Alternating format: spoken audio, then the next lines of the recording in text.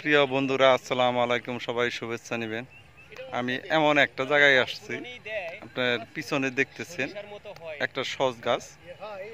এই সজ গাছটা সচরাচর দেখা যায় না সাভারে। এইটা এইটা অনেকেই রোপণ করেছে। এই দেখেন, এই যে সজ গাছ আপনাদের দেখাইতেছি। হ্যাঁ, ভীষণ ভালো লাগার একজনের। আর সুন্দর সুন্দর ফুল হয়েছে, দেখছেন? এত সুন্দর সুন্দর ফুল হয়েছে তা বলার মতো না। আমার এটার ভিতরে মন চাইতেছে এখানে থাকি। তো আপনারা সজ গাছ দেখেন নাই? যারা রান্না বান্না করেন, গরু মাংস যারা রান্না করেন, তাদের জন্য প্রিয় একটা এই মশলা।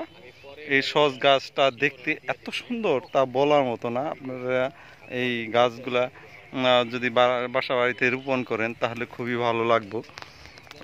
কারো একটু জমি থাকলে অবশ্যই অবশ্যই এই এগুলা আপনারা চাষাবাদ করবেন।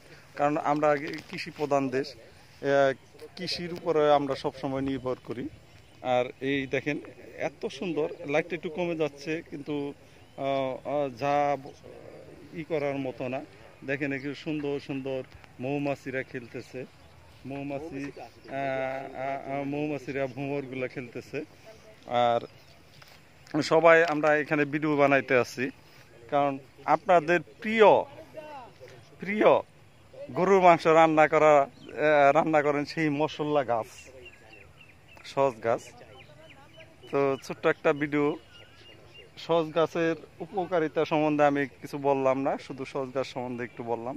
যাই, আল্লাহ হাফেজ, বাই বাই।